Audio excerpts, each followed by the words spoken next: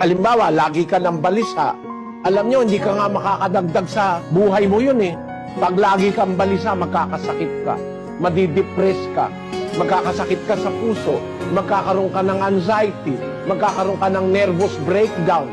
Kaya nga bawal ni Kristo yung mabalisa ka eh. Ang gusto ni Kristo, magtiwala ka sa Diyos. Kasi yung Diyos, yung ibon nga na hindi naman nagbabangan, hindi nagtatanim, pinapakain niya, ikaw pa ang hindi niya pakainin. Tinuturuan lang tayo ni Kristo ng pananampalataya sa Diyos na huwag tayong mabalisa. Anong gagawin natin? Manalangin ka. Yun ang nasa 4:6 eh. Huwag kayong mabalisa sa anumang bagay, kundi sa lahat ng bagay sa pamamagitan ng panalangin at daing na may pagpapasalamat, ipakilala ninyo ang inyong mga kahilingan sa Diyos. So ang lunas po sa balisa, panalangin.